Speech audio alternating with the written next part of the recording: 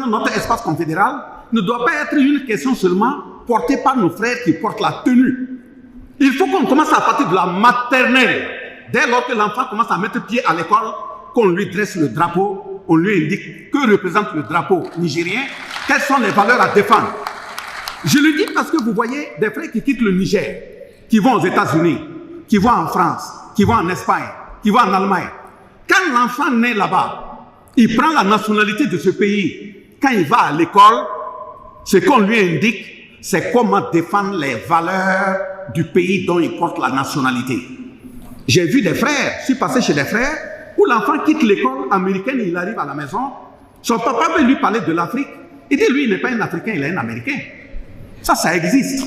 Donc, quand on prend un frère noir, nigérien, qui est au niveau des États-Unis, et on dit qu'on l'a nommé ambassadeur au Bénin, et on croit que c'est un Nigérien qu'on a amené au Bénin, et on doit baisser la garde, c'est que nous sommes en train de dormir.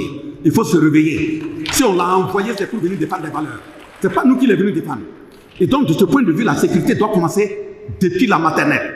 Et justement, c'est un appel que je lance pour terminer. À l'endroit de nos trois chefs d'État, les peuples sont solidaires derrière eux. Nous devrions faire en sorte à renforcer cette solidarité pour qu'eux puissent véritablement avoir la tête libre et claire pour dessiner vers là où nous partons.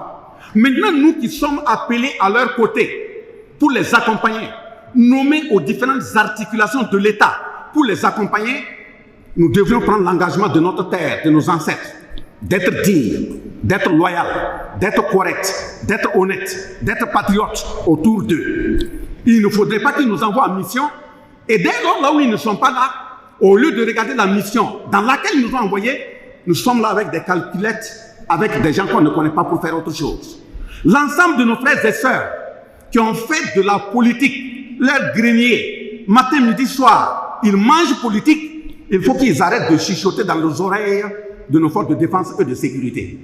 Et au niveau de nos forces de défense et de sécurité également, il faut identifier les individus qui n'ont plus d'âme, qui viennent chuchoter des choses malsaines dans les oreilles et vous envoyer dans le décor. Dès lors qu'on est sur la voie, même si on tombe les armes à la main, sachez que l'histoire retiendra que nous avons assumé nos responsabilités. Donc je termine par là, c'est honte à celui qui croit que la défense de la souveraineté doit être un choix et on doit lui donner la liberté de choisir. Honneur, dignité et victoire à tout fils africain qui a été bien éduqué et qui a compris que son grand-père est tombé au nom de la souveraineté, son père est tombé au nom de la souveraineté, malheur à celui qui fait moins que son père. Donc nous sommes debout pour notre souveraineté.